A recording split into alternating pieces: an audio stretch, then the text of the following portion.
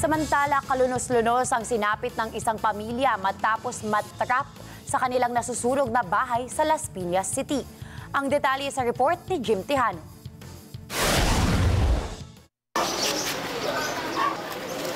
Pagputok ng liwanag, isa-isang inilabas ng mga bombero ang 4 na bangkay ng tao na natrap sa loob ng bahay. Ito'y makaraang sumiklab ang malaking apoy sa mismong bahay ng mga biktima na isang residential building sa Bernabe Compound, Pulang Lupa, 1, Las Piñas City, pasado 1:00 ng madaling araw. Ilan sa nakikitang dahilan ng VFP, fault electrical wiring o nag-overheat na appliances. Tinitingnan po natin dito ngayon na ang gulo ay mula po sa kuryente. Makikita din po natin sa labas ng kanilang bahay kung gaano po ano po yung sitwasyon ng mga wirings nila. Sa inisyal na investigasyon ng Bureau of Fire Protection, tulog ang mag-iina nang mangyari ang sunog. Kinumpirma ng otoridad na isang pamilya ang nasawi sa kalunos-lunos na trahedya. Kabilang ang mag-asawa at ang 2 anak nila na pawang minor de edad.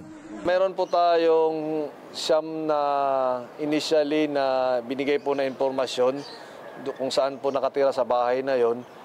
Yung 5 po ay nakalabas naman po. Yung mag-iina po ay doon natutulog sa mezzanine.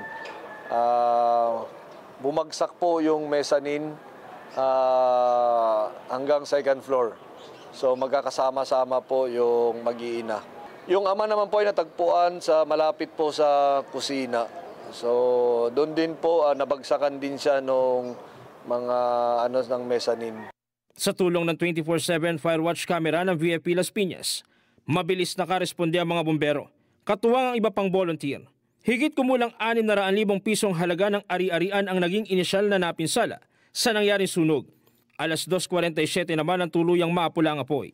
I-check po yung mga wirings natin. Iwasan po natin na magkabit ng mga hindi otorisadong kable ng kuryente.